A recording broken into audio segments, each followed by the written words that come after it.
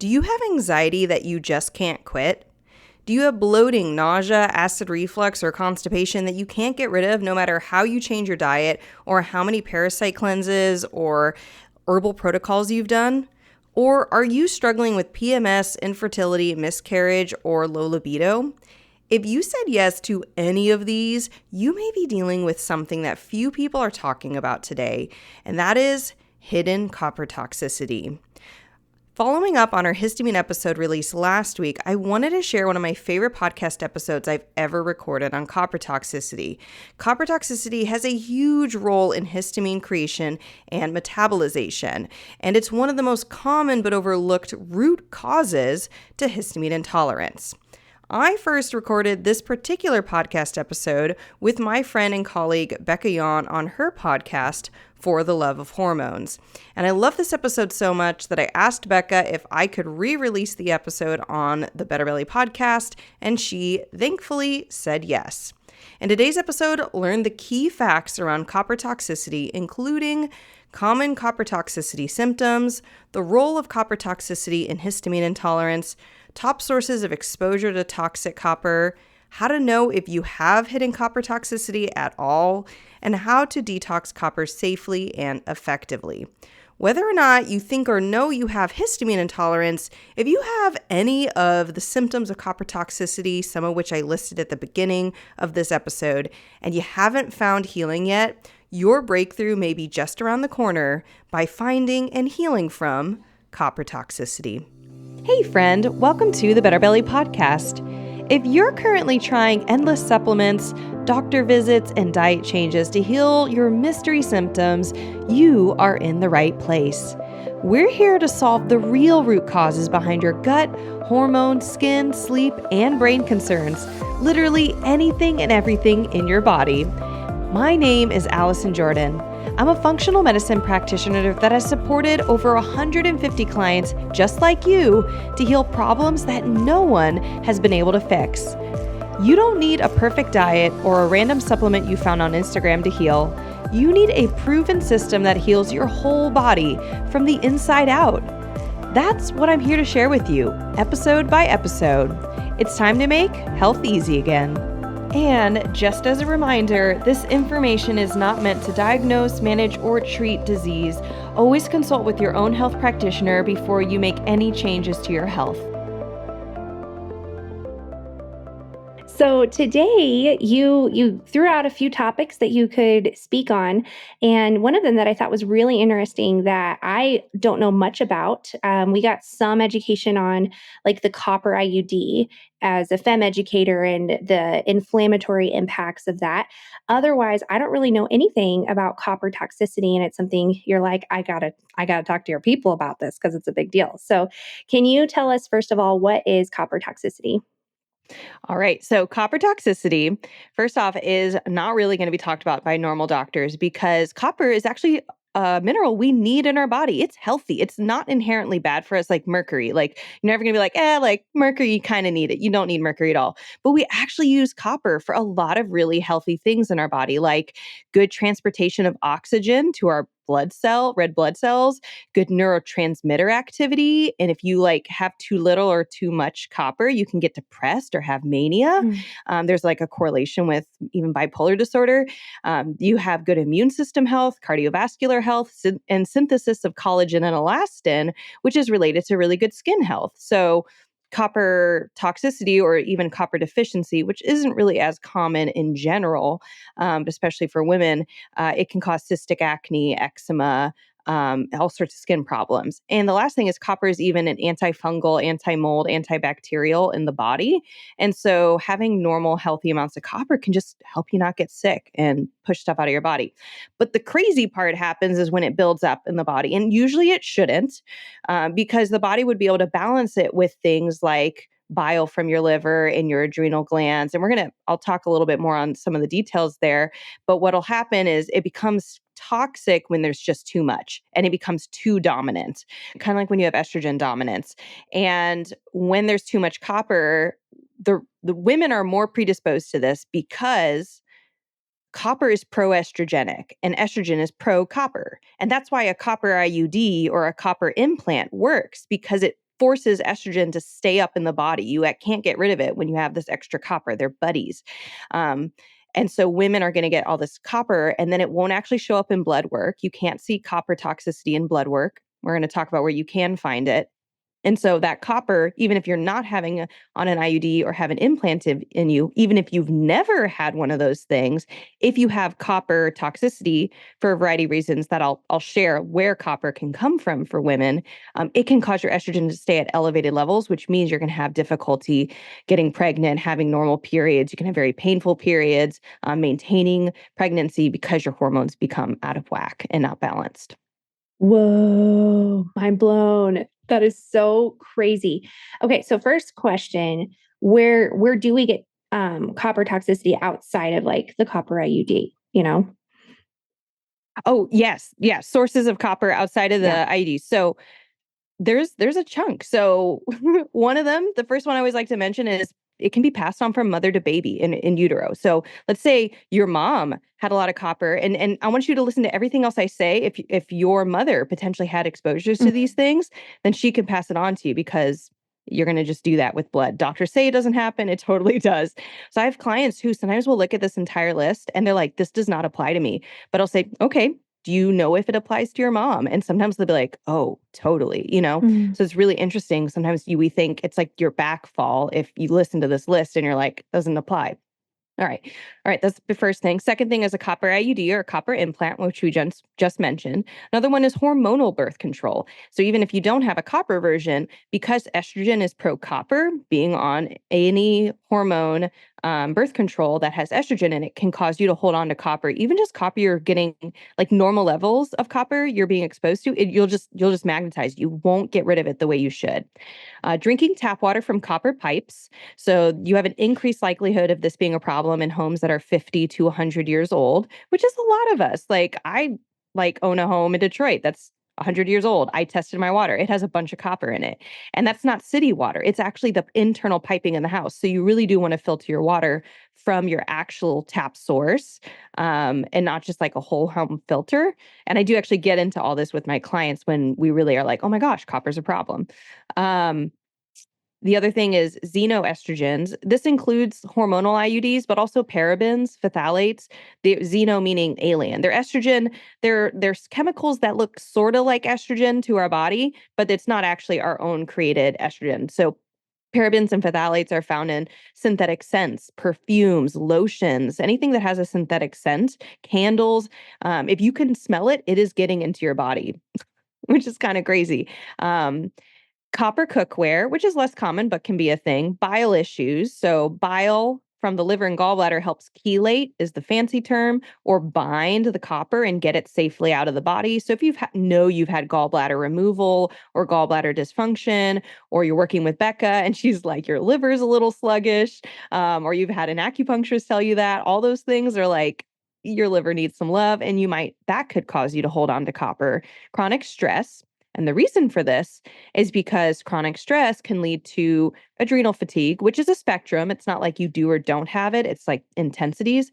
But our adrenal glands, guys, science here, our adrenal glands create something called ceruloplasmin. And your doctor actually knows about this because you can actually get it in blood work. Now, it's not like super common, but they will know what this is. And ceruloplasmin helps bind copper and get it out of the body. So if you can actually ask your doctor and be like, hey, would you mind getting me ceruloplasmin? And if it's low, you're at an increased chance of having copper toxicity, though it's still not the yes or no you have it. Um, Copper sulfate, which is in organic fertilizer. This is I've never had a client, we think that's a problem, but it can be. Slow oxidation, which is a term we use meaning like slow detoxification in the body. And that's something you see on a test we call the HTMA test. It's a hair sample test. Again, doctors aren't going to do it, but I do it with all my clients when they come into my program, and then you can do it with some functional practitioners. Vegetarian and vegan diets can cause this problem. And the reason is because vegetarian and vegan diets are super high in zinc, and zinc and copper are supposed to balance each other out. And copper will become deficient and or biounavailable, often biounavailable. It means it hides in your tissues and it will pile up, and you'll actually have symptoms of copper toxicity, but you also have symptoms of copper deficiency, which sucks because you got both now. Um, and then a diet high in oysters, which this is only applied to a couple of my clients, but especially if you're East Coast or some in a place where oysters are just easily accessible, oysters literally have 800% of your daily value of copper in them in 3.5 ounces. That's like half a pound, less than half a pound. So it's maybe an oyster or two. Multivitamins, which is actually a bigger problem. Women's multivitamins dump copper in there because they're like, women need copper. Yeah, but we're getting copper out the wazoo, really. Occupational exposure like welding, and public swimming pool use, like frequent because of how chlorine bonds with copper. And when you absorb chlorine through the skin, it causes problems. So I'm not saying never go to the swimming pool again, but if you're like, oh my gosh, I was a swimmer in high school and I was in the pool every day. Oh, you're raising your hand. Every day of the week for 3 years, like that, let's just say, like, it's not that you can never jump in a swimming pool again, but like, let's help your body. You might have set like in motion some inertia towards copper toxicity that we now need to undo. Wow. Oh my goodness. Okay. So I wrote all that down and I am learning so much. And it's so funny that you're going through all of this because I feel the same way that I feel like spiritually about all of this information biologically. Like spiritually, Mhm. I'm kind of in this place right now of like I've been walking with the Lord since I was 3 years old, like for a very, very long time for most of my life. And it's like I think I know it all. And then I'm studying things, like I'm rereading things, and I'm like, oh my gosh, Lord Jesus, I studied this book like probably 18 times in my life. And now I'm reading it and I'm like, what? That's what it says? And so I feel like learning about something like this, it's just like, wait a second, I thought I knew da da da da da. And then it's like, oh, here's a whole nother layer to incorporate. And so I think one of the first things that I try to just remember is how finite and how small we are of like our knowledge about our bodies and about God. And these, like what you're sharing is such a gift of knowledge to reveal a little bit more. I know it can feel overwhelming for me or for listeners, but it's like this is just a gift to understand a little bit more about how God designed us and how our bodies are interacting in a fallen world and in a broken world. So it's And it's really not interesting. hopeless. I Yeah. think that, at least to me and a lot of my clients, that they really feel is, well, I just feel like I've done everything. So don't have anything left. I just have prayer and hopes and like tears on my pillow. Like, right? When you can't get pregnant and the doctor's like, we don't know what's wrong with you. And we did all the surgeries and we did IVF. And I don't, like wherever someone's at in that journey. I actually really wanted to share a client story of mine who was Mhm. going through this, that I was working with just last year. And she came to me. She had a bunch of symptoms going on, but her main goal was to get pregnant. And she'd been doing all the things and wasn't getting pregnant. It had been about 2 years. And I'm going to call her Clarissa. That's not her name, but I actually wanted to show you her labs because we did Okay. the same normal workup of labs I do with clients, which again is different. None of the labs we do is what doctors do, for better and for worse. It's Right. depressing to say that a million times, but I think sometimes we just think like, I don't want someone to get confused or like go and talk to their doctor, and the doctor's like, we don't know what you're talking about. Um, so she didn't have a bunch on her main labs. Like her main labs are like pathogens and stuff. She had a little bit. She had a pathogen called H. pylori, which was lowering her stomach acid, which actually does relate to copper. We'll get to that. She had a bunch of food sensitivities, and that's also can relate to copper. We'll get to that. That's her food sensitivity test.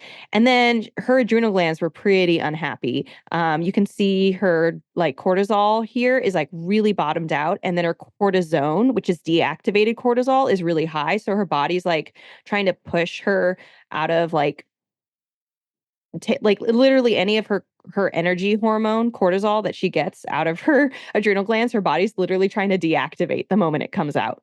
Yeah. So that's all like, okay, something's bad, something's off, but this doesn't explain why. And then we get to her HTMA sample, which is what we call a hair tissue mineral analysis.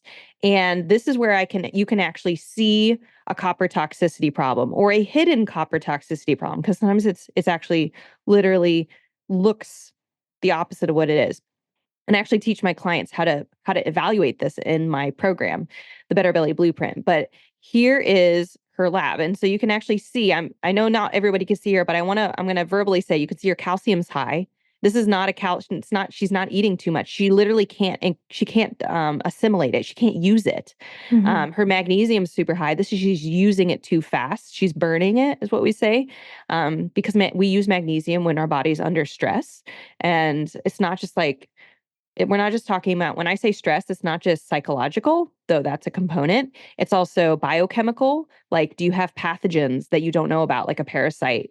Are you getting enough calories in the day? Are you able to break down fat and assimilate it? Do you have fat soluble vitamins that you're missing because you can't break down fat? That's all digestion. You can't fix those things with a supplement. Like, I'll just take a digestive enzyme. So she was struggling with all these things that was causing just some of her big minerals to go out of whack. But look at this copper. So copper should be about a 2 on this scale, and hers is at a 16. She is 8 times higher in copper than she should be. She's literally off the charts. For people who aren't looking at this, her like copper's so high, it it just like maxes the top of what they're willing to show. So, and you see her zinc and copper on this slab should always be next to each other, a 1-to-1. So they are not next to each other. Zinc is like way lower visually than where copper's at. And then she even has some other problems with like manganese and cobalt. You see cobalt get elevated like this when there's a lot of low stomach acid problems, which is one of the problems she was dealing with. This copper immediately was like hormones written all over it. Like, a copper zinc ratio is known as the hormone ratio because it will impact your hormones so much. So this is her first test with me in June of 2023. 16 is that copper number and should be at a 2. Let's go down to October. So about 4 months later, October 2023, copper is now at a 4. It went down by a quarter. We reduced it 75%. And it should be at a 2. So it's only twice as much as what it should be now. And she was starting to ovulate on her own. She wasn't even responding to ovulation medication, ovulating on her own. She was charting with a fertility clinic in Indiana, and her cervical mucus improved dramatically. They were like, "What are you doing?" And I told her, I was like, we were only focusing on copper by the time that these improvements were happening. And I said, this is all your copper protocol. And she'd been working with that fertility clinic, taking glutathione and B6 and NAC. And like, I don't know what people here have been doing, but like, those sound familiar. But that clinic really wasn't budging the dial, and I don't want to talk down to them. They were doing other really helpful things and educating her and stuff. But the thing that really changed her ovulation and was copper. It was just amazing, night and day. Yeah.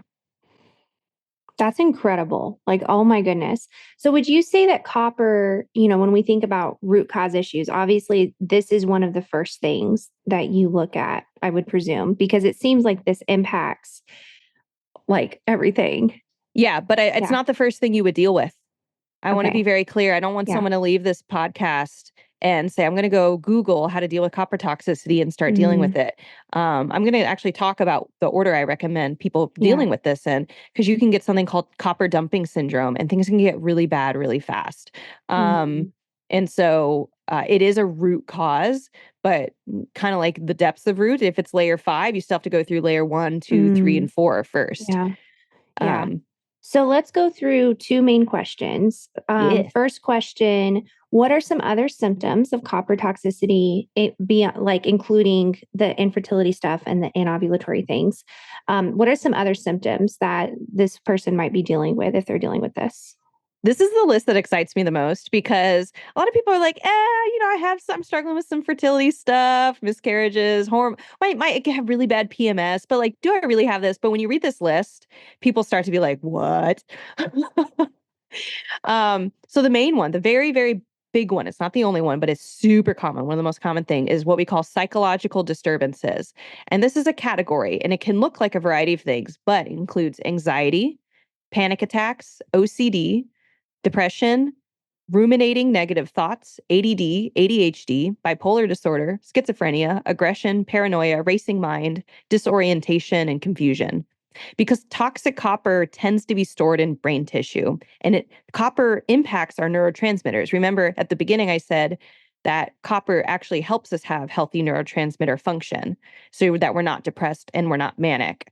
but too much of it will typically ramp us up.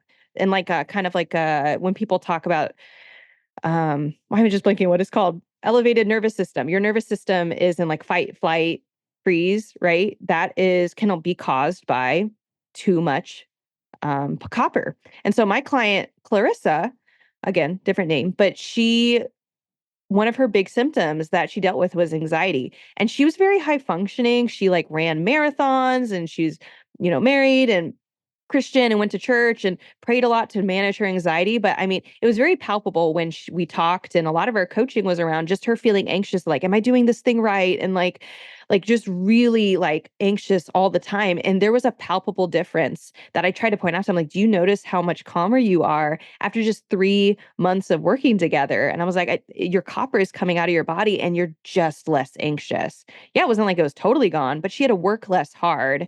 And like overall, really her anxiety started to only peak during menstruation. And she was like, her reflection was like, it was almost like I was PMSing the entire month with that type of anxiety. And then it was only just a couple days before her period, which again became a much more normal period. She lacked a period when we first started working together. She hadn't had a period in 2 years. And then she started having a period but wasn't ovulating, and then she ovulated. So it was like, so psychological is huge.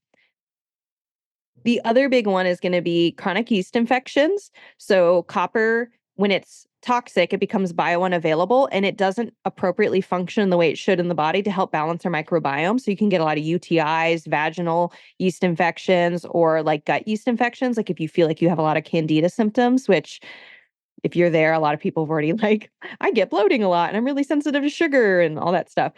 Headaches, constipation, lowered immunity, nausea, and fatigue are also big ones. And then the last one is anything related to estrogen dominance, because you're typically going to have that elevated estrogen. So tender breasts, painful periods, irregular periods, PMS, irritability, infertility, low libido, things like that. That's amazing. And I mean too about the testimony of the client that she worked with and what she was dealing with, and then how quickly like it helped. So tell us about, I mean, what a laundry list of symptoms that I feel like, I mean, honestly, this is so common for women who are, struggling with infertility or, in the wait to get pregnant. Like that laundry list of symptoms is, pretty connected. So tell us, like, what do you typically do to help this? Like, what are some of the steps you would take someone through? Yes, let's do this. All right. So number 1, you want to confirm if you have that problem. So because you could have a lot of like high anxiety problems because of Clostridia difficile, which I also find with clients. It's called C. diff. And I don't want to make this too sciencey, but I do want to try and open people's minds, if they haven't heard of these things, to not just zero in and be like, I know that's what it is. Look, it might be. And I'm really glad that if they're listening to this, that like they have some new thing to like think about that could be the key, but you do want to confirm it. And the way you do that is with a hair test called an HTMA test. And again, it's not going to show up in blood. All right. So once you've confirmed that you have it, you don't want to tackle it head on, because again, you're going to get copper dumping syndrome, which is quite nasty. It occurs when you try to push copper out of the body before your body's ready, and your body will actually, instead of detoxing it, it'll recirculate it in a very active form, and you're going to get a lot of increased symptoms of your copper toxicity. So that anxiety, panic, exhaustion, constipation, insomnia, suicidal thoughts, emotional outbursts, anger, sometimes even psychological episodes, like those can be connected with copper dumping syndrome. So the first thing you actually do is you get rid of other pathogens in the body, which means you need other testing other than the HTMA testing. I do the GI map. I don't know what testing or what you're doing to support the gut in your program, but we always find pathogens because they're always there. Like I've just never done a test and not found it with somebody. You have to get rid of pathogens to be able to build nutrients and get inflammation in the gut down, so that like the gut can actually respond to good changes you want to make to it. You want to get nutrient levels up, like basic nutrients, sodium, potassium, magnesium. Those are almost always out of balance. Like my client that I just shared, you saw her calcium and magnesium were super high and her potassium and sodium were super low. You want to heal the liver. Love the liver for bile production, so that your body will naturally start getting rid of copper. You won't even have to like do anything that's copper specific. If you start producing better bile, you will move copper out of your body. You want to heal your stomach. to increase stomach acid. All right, can you listen to this real quick? You want stomach acid so that you can have zinc absorption, so you can get zinc to start naturally pushing copper out. Another big problem I see with clients is they have low stomach acid. Do you want to listen to a short list of symptoms of low stomach acid? See if this sounds familiar, listeners. Bloating, constipation, diarrhea, quick feelings of fullness, or constantly feeling hungry, like you just never feel satisfied, cravings of sugar. These are all signs that your body can't break down protein and fat using stomach acid, and you will also become zinc deficient when this is the case. Other symptoms can include acid reflux, because low stomach acid is the number one cause of acid reflux, not high. And that's a whole other topic that I cover in my podcast. Yeah. Yeah. Um, so you want to do a zinc and stomach acid therapy protocol to get your body to start absorbing zinc and heal your stomach acid levels. And then your body is ready to start pushing copper out. And what I typically actually do at that point, that's about a three to 6 month process there. I have clients retest the HTMA and just be like, did your copper fix itself? We might not even need to do a copper pushing protocol. That's like amazing if you don't have to do it. And then if you do need a copper pushing protocol, I have one in my program where I show you really specific binders that are good, like binding supplements that are specific to copper, and really specific protocols or supplements and steps you can take to detox copper and encourage it out of the body more aggressively. Wow, that's awesome. I love like the methodology of all the steps that you go through, and it makes a lot of sense. So, man, so is this something that you found, like is this one of the things that you dealt with in your healing journey, or is this something that you've found through your certification as a functional practitioner? I mostly found it through my certification. Yeah. I can say I did lose my period for 2 years, but I really think I didn't do an HTMA test back in the time when I had lost my period. By the time I did my first HTMA test, I'd already had my period back for multiple years. I had a little bit of copper toxicity, but it wasn't significant. I had some other problems with like zinc deficiency, which still made my copper dominant, but it wasn't excessive amounts of copper. I had a huge problem with like too low sodium, too low potassium. Yeah. But I did personally have hormone problems again with that lost period. That like my OBGYN's like, let me give you medication to start it again. It didn't work. She's like, you should change your job. You're probably too stressed. I'm like, wow, that went real fast to like, you can't help me. Wow, that's crazy. Well, it's interesting too. So I think one of the big encouragements here is just take your next right step, Like what I like to encourage the ladies listening is like that's so cool about I'm thinking back to the client that you mentioned that she was charting, and so she was observing her cervical mucus, and like we can see what's going on. Like we could see an estrogen dominant chart. And what I encourage my clients, how I work with them is like, okay, let's start with like basics. Let's start with baby steps, because a lot of times, these things can be very overwhelming. And sometimes like the baby steps is enough, and then sometimes it's not. And so I think that this is a fantastic thing for the clients who have like, okay, I've changed my diet. I'm drinking more water. I'm sleeping. I am sleeping. like like As doing much all as the you can. basics, right? And like I'm syncing my cycle, and I'm on quality supplementation. I'm not having like the chewy gummies and that have a bunch of corn syrup and junk in it, so like, and sometimes that's enough. And then sometimes it's not, and so I think that this is a really incredible thing to just have as a resource for people, because I mean that's so awesome. So awesome. So thank you so much for sharing all that. Yeah. Do you mind if I share like if they're kind of listening to this? Because I Yeah. like almost want to sort of overwhelm to be like, there's a process. And it's like, Right. it's not as simple as a blog post, because my like heart breaks when I see someone say, like, I listened to this information and then I went and tried to do it myself and it went horrible or didn't work. And then they think that it's not the right solution. It's like, well, you spent 3 months buying very expensive supplements and wasn't even like, it didn't fit in right. And so I would say a Mhm. really practical next step, really practical, is just go and watch my training that I have. It's this free micro training, literally 27 minutes, the shortest thing I know out there on how to heal your gut, to poop daily, ditch acid reflux, balance your hormones. You can watch it on 2x speed if you want, and just go to betterbellytherapies.com/training.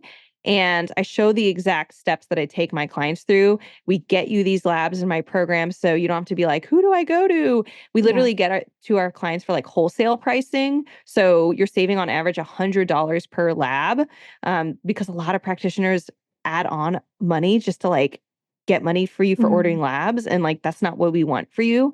And so I'd say that would also be a great next step if they're like, tell me more. How do I like get the process? Absolutely. No, I think that's fantastic. And I'm going to link that information in the show notes here. So you guys can definitely go check that out. So thank you so much for just sharing with us. And I think our listeners know pretty well where to go to, but like, is there any other, platforms that you would encourage them to check you out on? Yeah, you already mentioned the podcast, so Better Belly Podcast. And then I'm on Instagram at Better Belly Therapies. I like hanging out there, so come say hi. And then I have a free Facebook community. Just go to betterbellytherapies.com/Facebook, and it'll take you right there. That's awesome. Yeah, and I do just want to reaffirm that, like, don't just go on Google. Like, that's why our listeners are here, right? Because you have searched Google, you have been trying to figure this out, and it's like, oh, I need that extra help. So I think with anything, with these things that are as complex as God, how God designed us and how we're living in a broken world, we really do need that guidance and not self-help with Dr. Google. So I think, again, check out Allison and you guys just continue in your learning journey and pray. So awesome. Well, thank you so much, Allison. I'm going to pray us out. And it was a pleasure and a blessing to have you on our show. Thank you for being here. Thanks so much, Becca. Hey friend, I hope you loved this episode. If you've been a fan for a while or newly loving this podcast, can you do me a favor? Drop into Apple Podcasts and leave me a review. When you leave a review, you do so much. You help me know you're listening, you can tell me what you're loving so I know what to make more of, and you help others by boosting this podcast so other people like you can find the podcast too. I mean, it's a win-win-win, right? So if you want a way to pay it forward, just go to Apple Podcasts or click the link in my show notes and leave a rating and review. And if you want some more free stuff, just head over to my free Facebook group, betterbellytherapies.com/Facebook, and you can get access to all of my free support for you, including some Facebook group exclusive stuff like my podcast episode vault, where you can search the Better Belly podcast by topic and find exactly what you need to expedite your healing. I cannot wait to see you in there. Catch you guys next week.